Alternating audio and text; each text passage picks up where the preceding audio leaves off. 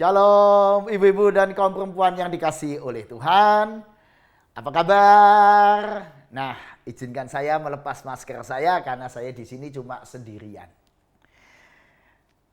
Apakah ibu-ibu dan kaum perempuan sekalian bersama dengan keluarga semuanya sedang dalam keadaan bahagia?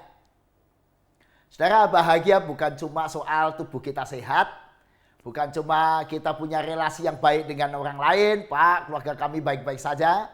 Tetapi bahagia menyangkut keseluruhan hidup kita.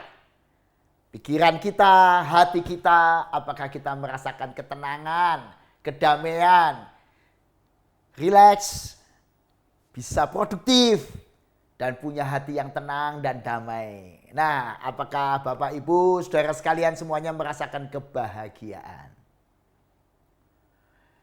Pak, bagaimana kita bisa menikmati kebahagiaan? Nah, seni hidup bahagia dan bersyukur itu seperti seni makan ikan.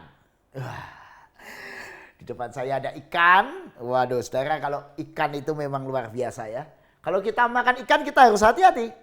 Kita harus bisa membedakan mana daging, mana durinya. Ya, kalau kita makan ikan langsung saja, wah, enggak lihat pokoknya makan, wah, kita bisa tercocok-cocok duri di sini dan sakitnya minta ampun, enggak menyenangkan.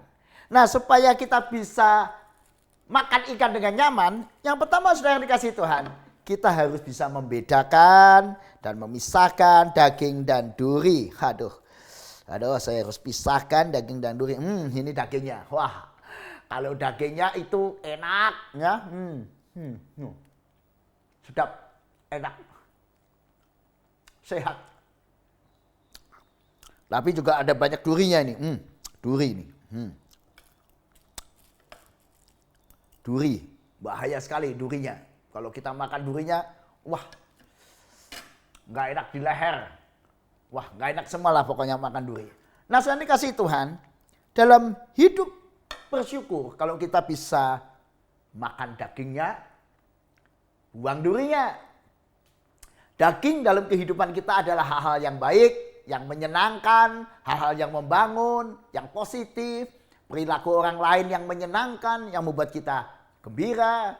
Ini dagingnya. Nah, tapi kita juga harus membuang durinya. Yaitu duri adalah segala hal yang buruk, yang negatif.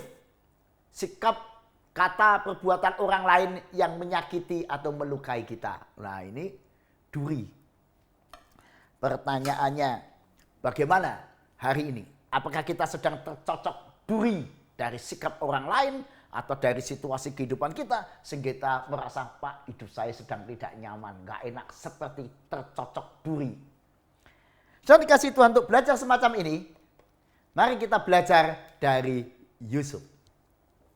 Yusuf dalam Kejadian 50 ayat 20. Mari kita baca bersama-sama. 2, 3. Memang kamu telah mereka-rekakan yang jahat terhadap aku, tetapi Allah telah mereka-rekakannya untuk kebaikan. Dengan maksud melakukan seperti yang terjadi sekarang ini, yakni memelihara hidup suatu bangsa yang besar. Saudara, padahal Yusuf 13 tahun lamanya menderita bukan main karena perilaku 10 saudaranya. Dia dijebloskan ke dalam sumur, lalu diangkat lagi, dijual menjadi budak. Dan setelah itu menjadi budak di rumah Potifar, difitnah oleh Potifar masuk ke dalam penjara. Di dalam penjara tanpa kejelasan, tanpa aturan hukum dan keadilan. Dan dia di situ betul-betul menderita sebagai budak tahanan di penjara. Tapi Tuhan memang kemudian mengubah kehidupannya ketika dia bisa menerjemahkan mimpi Firaun. Dan sejak itu hidupnya berubah 180 derajat menjadi Yusuf yang kepercayaan Firaun pengelolaan makanan di tanah Mesir untuk menghadapi tahun-tahun subur dan tahun-tahun pandemi. Nah, 13 tahun menderita bukan waktu yang singkat gara-gara sikap saudara-saudaranya. Tetapi Yusuf memilih untuk membuang duri-duri yang menyakitkan hatinya. Yaitu perbuatan-perbuatan kakak-kakaknya yang menyakiti dia. Dia memilih membuang itu. Durinya buang dalam sampah. Dia ambil dagingnya. Sesuatu yang positif. Sesuatu yang membangun, yang menyegarkan. Karena itu dia berkata, memang kamu telah merekarekakan yang jahat terhadap aku. Itu duri. Tetapi Allah telah merekarekakannya untuk kebaikan. Oleh karena karya Allah, daging kehidupan dia rasakan. Dengan maksud melakukan seperti yang terjadi sekarang ini. Yakni memelihara hidup suatu bangsa yang besar. Oh, dia menemukan daging kehidupan, ternyata penderitaannya, kesusahannya, segala sikap jahat kakak-kakaknya dipakai Allah untuk kebaikan. Karena itu dia tidak marah lagi pada kakak-kakaknya, kan dia menemukan daging kehidupan. Wah, kalau sudah dapat dagingnya, wah ini dagingnya enak. Enak betul. Hauce. Jadi kita memang butuh iman percaya bahwa Tuhan selalu baik kepadaku, kepada kita. Ketika kita punya iman percaya bahwa Tuhan selalu baik, bisa mengubah yang negatif jadi positif. Kita sedang melangkah di langkah yang benar untuk bersyukur, untuk menikmati kehidupan yang Tuhan berikan. Selalu ada hal-hal yang negatif. Duri-duri dalam kehidupan kita. Durinya selalu ada, namanya ikan selalu ada durinya. Tapi kita jangan gara-gara duri lalu tidak mau makan ikan yang sehat ini. Jangan gara-gara duri lalu kita benci semua orang. Ini semua orang jahat padaku, seluruh dunia. Semua pria jahat. Ya jangan.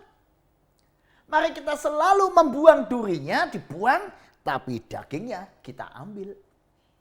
Jadi sekarang persoalan yang paling sulit adalah membedakan dan memisahkan mana daging dan mana duri. Waduh, saudara dikasih Tuhan. Untuk memisahkan mana daging dan mana duri, kita butuh terang hikmat firman Tuhan. Kenapa saudara? Kadang-kadang itu kita subjektif. Ini daging apa duri ya? Kadang-kadang kita terbalik-balik. Ini kelihatannya kayak daging, padahal duri. Atau sebaliknya, kita merasa durinya ini kok rasanya daging ya. Wah, kita bisa terbalik-balik. Kalau kita terbalik-balik, kita bisa masuk dalam sebuah jebakan kehidupan. Tahu-tahu kita kena duri. Nah, pertanyaannya, bagaimana memisahkan daging dan duri kehidupan? Saudara, gunakan firman Tuhan. Gunakan firman Tuhan. Sebab kadang-kadang kita tuh subjektif sekali. Misalnya ada seorang ibu yang ketika anaknya diganggu oleh orang lain. Maka si ibu ini bilang, nak jangan takut sama orang lain. Kamu anaknya mami. Hajar orang itu, lawan. Pikir ibu ini anaknya, biar jagoan. Ayo, bila perlu, ayo kursus. Bela diri. Apakah itu benar? Apakah itu salah? Subjektif. Banyak orang yang lalu sulit membedakan mana baik, mana yang tidak baik. Ada ibu yang suka memanjakan anak. Wah, apa-apa diberi, dimanjakan. Wah, apa-apa dikasih. Kita lalu sulit. Ini daging apa duri ya sikap seperti itu? Memberi daging pada anak atau memberi duri? Ketika anak-anak kita itu masih usia di bawah umur, diberi motor, diberi mobil, wah diberi semuanya berlebihan. Saudara, kita butuh terang firman Tuhan. Supaya kita tahu apa yang baik, apa yang benar, apa yang sehat, apa yang suci, apa yang bijak. Nah, itu kita butuh firman Tuhan. Karena firman Tuhanlah yang mampu membuat kita mengerti apa yang baik dan yang benar. Karena itu saudara, makin banyak membaca firman, makin banyak mendengar firman, makin banyak merenungkan firman, makin banyak berdoa, kita semakin mengerti apa yang objektif dari Tuhan. Apa yang benar, apa yang baik, apa yang sehat, apa yang bijak dilakukan, dan mana yang tidak bijak dilakukan. Sambil kita juga perlu belajar semua pengetahuan yang baik sebagai seorang ibu, bagaimana mengasuh anak-anak kita, bagaimana tata didik yang baik. Pertanyaannya, Pak, untuk memisahkan daging dan tulang kita kan butuh sendok dan garpu. Sendok garpunya apa, Pak, kalau dalam hidup ini? Sendok garpunya adalah kasih. Kasih akan Allah dan kasih akan sesama. Kalau kita punya kasih akan Allah dan kasih akan sesama, kita akan mampu memisahkan dengan baik alatnya dengan baik. Dagingnya enak. Ketika kita menikmatinya dengan kasih Allah. Ketika kita memiliki kasih, kita punya alat sendok dan garpu kehidupan. Pertanyaannya, apakah kasih Anda sudah jadi? Membangun Anda mampu memilih daging dan duri kehidupan. Nah, sudah dikasih Tuhan. Untuk bisa bersyukur dan berbahagia, kita juga harus belajar seni menikmati rasa dagingnya. Wah, ini penting, saudara. Menikmati rasa dagingnya. Banyak orang yang diberi Tuhan kekayaan yang melimpah, tapi nggak menikmati kekayaan itu. Karena dia nggak tahu cara menikmati. Contoh paling sederhana, saudara. Saudara dan saya sama-sama bisa punya ikan dan makan ikan. Tapi tahukah saudara bagaimana seni makan dagingnya? Kalau kita makan ikan dengan kecepatan 100 km per detik, hap, hap, hap, hap, hap, hap, seperti orang rakus. Kita nggak menikmati dagingnya. Daging ikan itu memang tidak banyak, tapi cukup untuk dinikmati. Baunya wah luar biasa ya.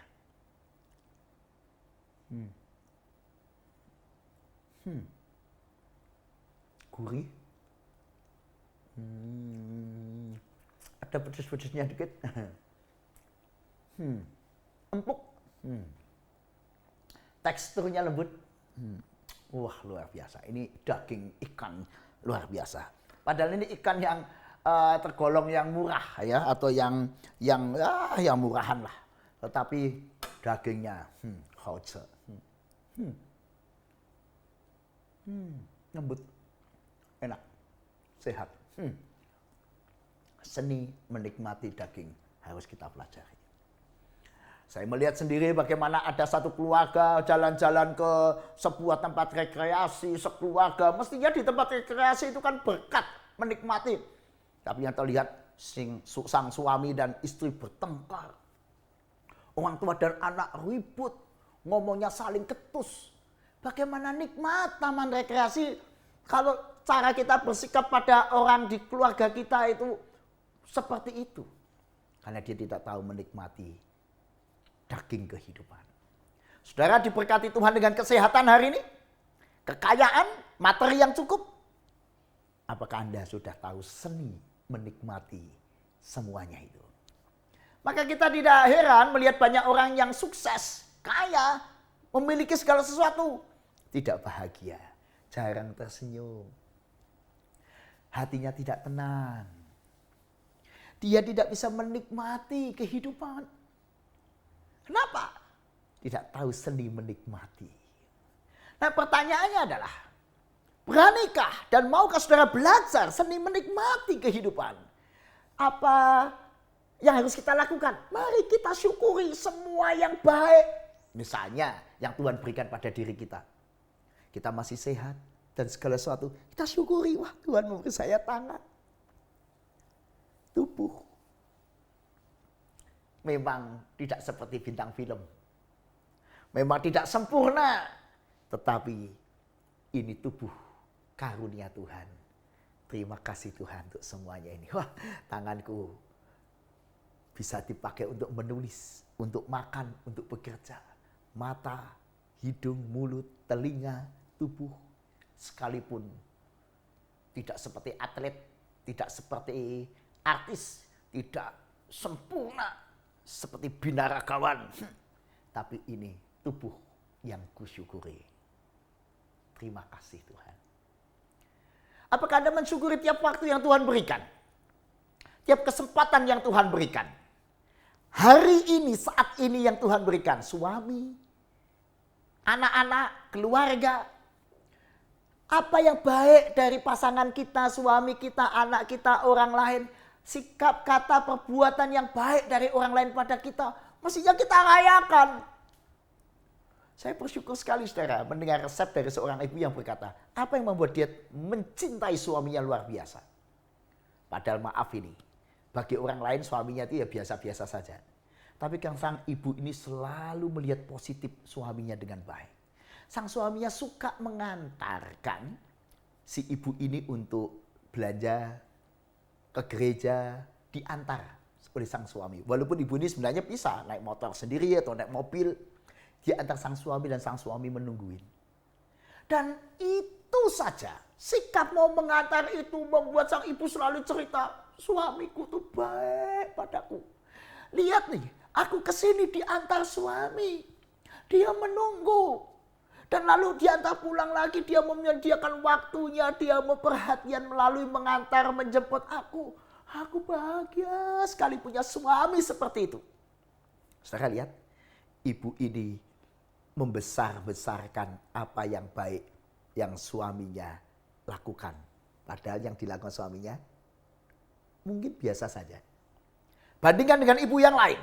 Sama diantar suaminya ke gereja, kemana. Tapi selalu bilang, wah suami saya itu kurang perhatian. Maunya cuma mengantar, enggak mengerjakan yang lain. Suami saya itu malas, suami saya itu begini, begitu, begini, begitu. Anda lihat, sama yang dilakukan suaminya, mengantar. Tetapi yang satu menikmati daging perbuatan baik suaminya. Maka dia menikmati hubungan suami istri yang nikmat. Nikmat. Yang lain dikasih suami yang baik, mau mengantar, merasa tidak puas, enggak cukup, cuma suka mengantar. Suami kok bisanya cuma mengantar, enggak cukup. Protes. Nah, saya dikasih Tuhan. Kalau Anda ingin menikmati kebaikan orang lain, syukurilah, rayakanlah. Punya anak yang baik. Punya anak punya prestasi. Wah, dia juara 4 di kelasnya. Wah, rayakanlah, anakku juara 4. Jangan anaknya juara 4. Anak kok cuma juara 4? Harusnya juara 1.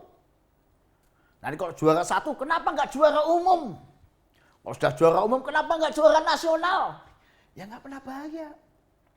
Bersyukur pada Tuhan punya anak-anak yang normal. Saya dikasih Tuhan. Selain itu mari kita minta kasih dan hikmat Tuhan. Supaya kita mampu seperti Yusuf. Memandang peristiwa yang negatif dengan positif. Dan menjadikan itu hal yang baik buat kita. Tuhan mampu mereka-rekakan yang jahat. Niat yang buruk orang lain jadi kebaikan buat aku. Saya dikasih Tuhan, mari minta Tuhan, beri aku cinta kasih-Mu. Beri aku hikmat-Mu. Supaya aku bisa menjadikan yang positif menjadi lebih baik. Tapi menjadikan yang negatif menjadi positif. Supaya aku bisa melihat kelemahan pasanganku dengan cinta. Supaya aku melihat kelebihan pasanganku dengan wah hebat pasanganku luar biasa.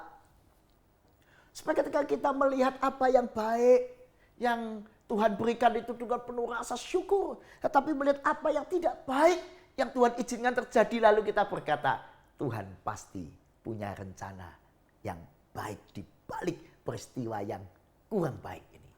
Nah, orang yang demikian akan menikmati daging kehidupan. Tapi yang kedua, saudara, kita harus juga belajar seni bersyukur dan bahagia jika kita punya sikap tepat terhadap duri-durinya.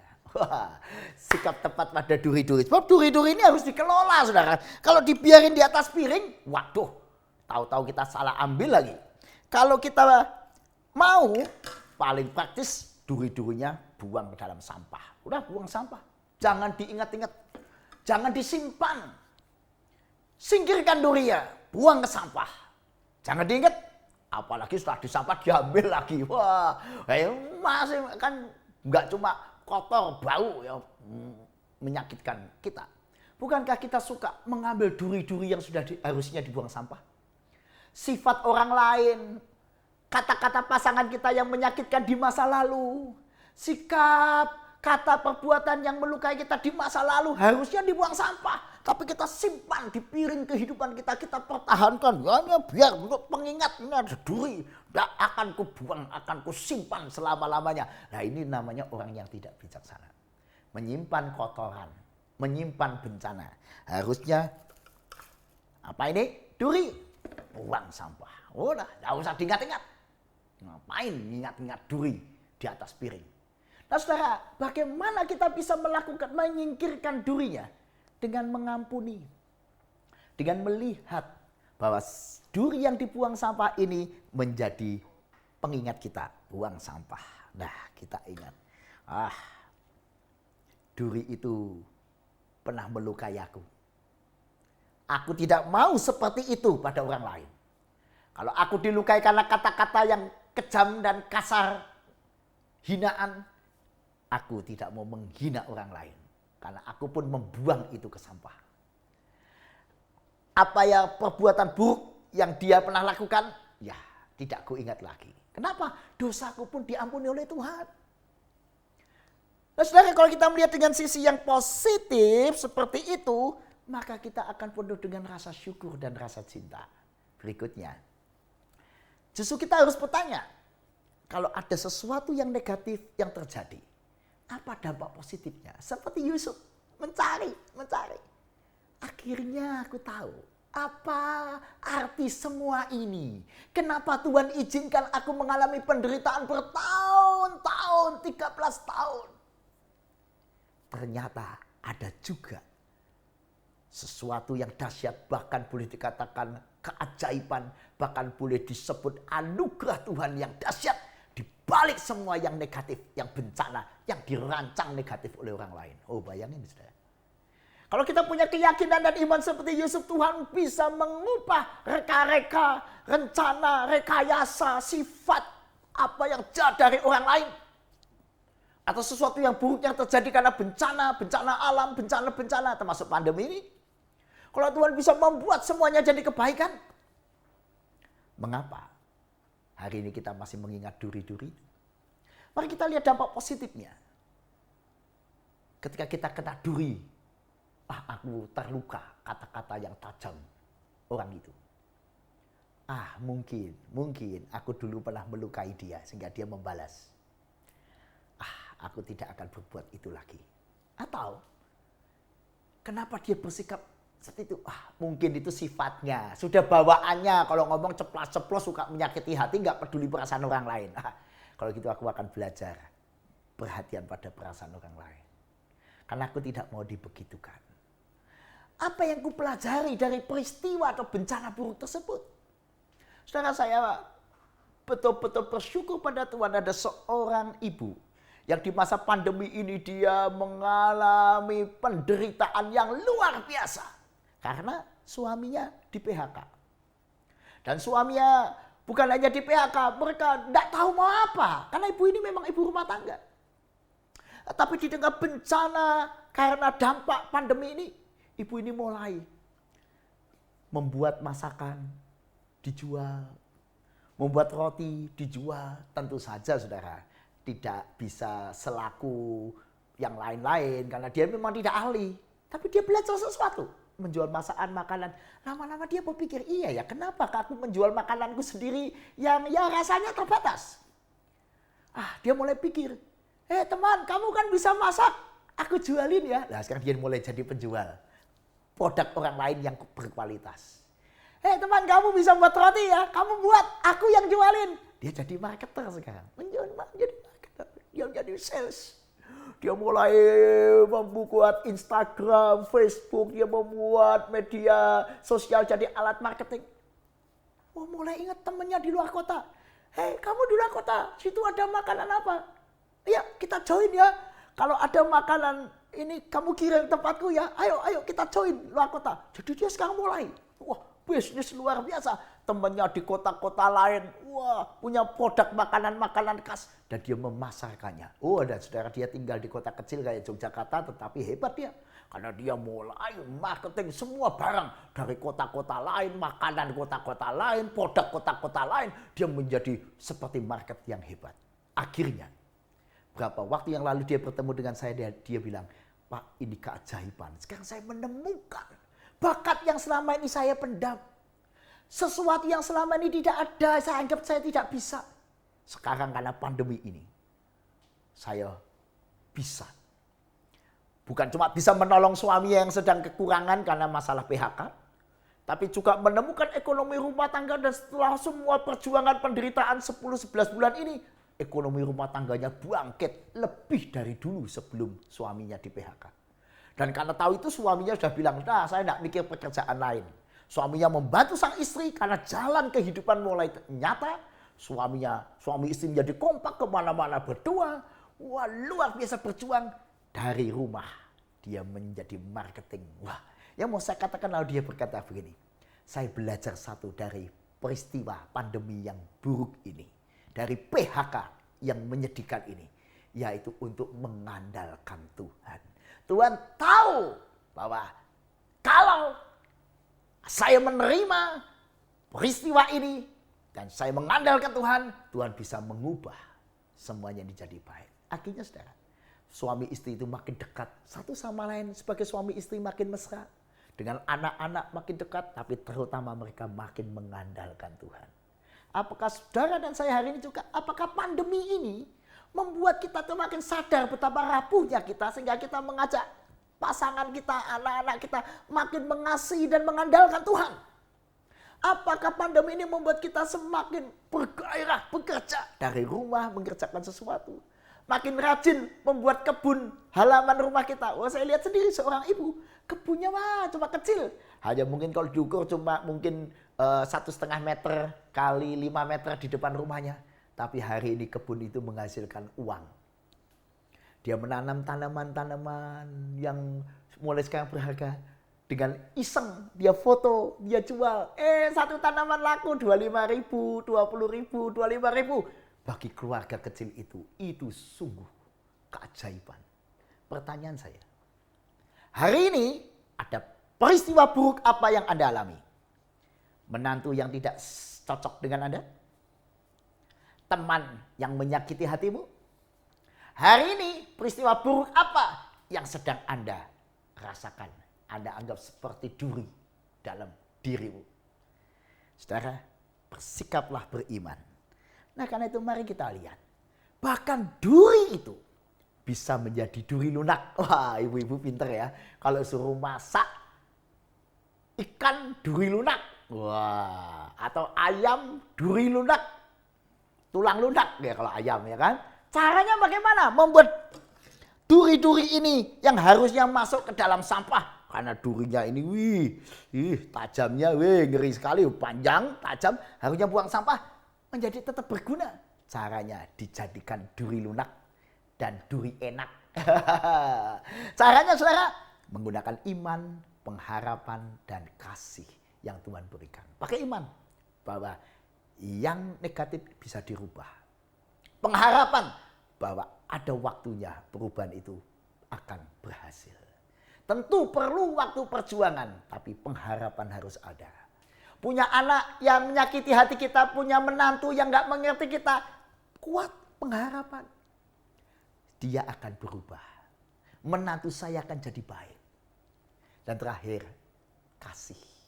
Iman, pengharapan, dan kasih membuat kita sabar. Ya, saya sabar menunggu kapan dia berubah. Saya beri pengampunan. Saya yakin suatu kali dia akan berubah. Dan betul saudara, ada seorang ibu dengan menantu perempuannya ini cekcok terus. Nggak rukun. Wah, dia sudah nggak kuat ngomong sama suaminya. Pak, aku nggak senang dengan menantu perempuan itu. Dia nggak cinta anak kita. Dia nggak pandai ngurus rumah tangga. Dia tidak peduli sama kita. Macam-macam. Tapi ketika dia menggunakan iman, pengharapan, kasih, dia mulai sabar. Dia deketi menantu perempuannya.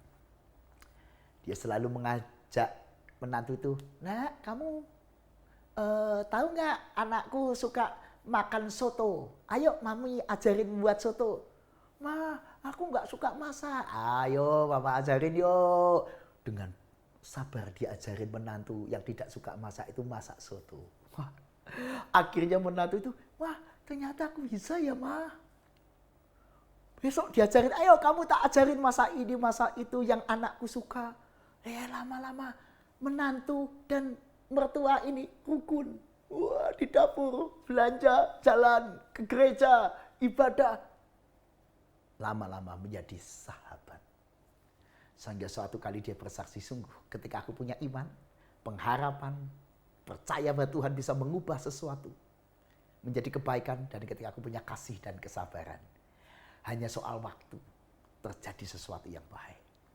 Duri dan orang yang dianggap duri dalam dirinya menjadi duri yang lunak, bahkan enak menjadi sahabatnya. Karena itu mari kita beri kesempatan buat orang-orang sekeliling kita yang memiliki kelemahan, kekurangan, yang mulutnya tajam macam-macam. Beri kesempatan mereka untuk berubah. Entah kapan, sabar saja. Tetapi yang paling penting mulai dari diri kita. Mari kita perbaiki diri kita sendiri menjadi lebih baik. Membangun relasi yang baik. Itu akan memperbaiki segala sesuatu. Karena cinta kasih membangun kehidupan. Saudara dikasihi Tuhan. Seorang ibu yang tadinya nggak punya anak, dia mengangkat anak. Atau anak angkat, anak asuh. Tiap hari dia layani anak asuh. Dengan cinta. Lama-lama apa yang terjadi, saudara? Hubungan dia dengan anak angkat ini, erat. Tidak beda dengan anak kandung. Termasuk sikap anak angkat terhadap dia. Erat, nggak beda dengan anak kandung. Bahkan dibanding banyak anak kandung yang tidak perhatian, ini anak angkatnya hebat. Bahkan ketika ibu ini sudah lanjut, anak angkatnya itu luar biasa memperhatikan sehari-hari ini, dan itu luar biasa. Saudara, membangun relasi, membangun kehidupan. Jadi kesimpulan saudara, mari kita lihat catatan kita nih. Hari ini kalau kita belum bisa tersenyum bahagia, hari ini kalau masih ada orang melukai kita, terangi dengan firman dan kasih. Memang kita butuh firman, karena firman itu terang. Tanpa terang kita gelap. Kalau gelap nggak bisa lihat mana duri, mana daging. Diterangi oleh firman Tuhan menggunakan sendok dan garpu kasih Allah. Waduh, kita akan menemukan dagingnya. Wah, temu dagingnya. Wah. Lalu belajar seni menikmati kebaikan-kebaikan. Dia baik ya. Dia baik ya. Dia baik. Dia baik. Aku punya karyawan yang baik. Aku punya pekerja rumah tangga yang baik. Aku punya driver yang baik. Aku punya anak yang baik. Aku punya menantu yang baik. Aku punya sahabat yang baik. Aku punya pendeta yang baik. Gereja yang baik. Baik. Oh, kita bahagia sudah. Karena aku dikelilingi oleh kebaikan. Karena cara pandangku positif. Karena aku selalu melihat dagingnya. Sementara kita belajar dengan sabar dan pengampunan membuang durinya dan mengolahnya menjadi enak dan lezat. Sementara ada juga duri tertentu yang nggak pantas diolah, ya buang sajalah. Gak usah diingat-ingat, biar buang. Nah karena itu saudara, memang Tuhan nggak pernah janji langit selalu biru. Tetapi dia berjanji selalu menyertai. Memang Tuhan tidak pernah berjanji jalan selalu rata. Tapi dia berjanji memberi kekuatan. Dia memberi kita hikmat. Karena itu jangan menyerah, jangan putus asa. Ambil dagingnya, buang durinya. Jangan pernah menyerah. Jangan berputus asa. Hadirnya Tuhan nyata. Saat hati menyembah, jangan pernah menyerah, jangan berputus asa, karyanya Tuhan nyata, bagi yang setia dan percaya. Jangan lupa makan ikan supaya sehat, apalagi di masa pandemi ini. Makan bergizi. Tapi ingat, jangan dimakan semuanya. Apapun yang terjadi dalam hidup ini, selalu ada daging dan ada duri. Makan dagingnya, ya. Iya, buang durinya. Amin. Mari kita berdoa.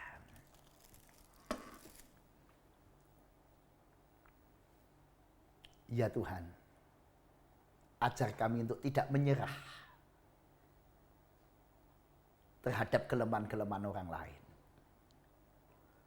Supaya kami tidak dikalahkan oleh rasa benci, dendam.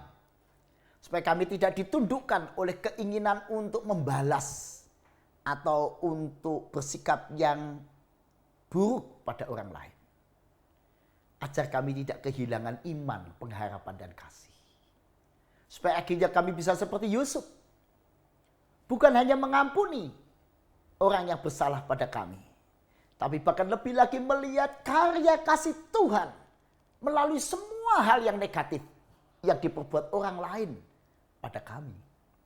Bahkan bisa melihat kebaikan-kebaikan Allah, bagaimana Tuhan mengubah yang negatif jadi positif.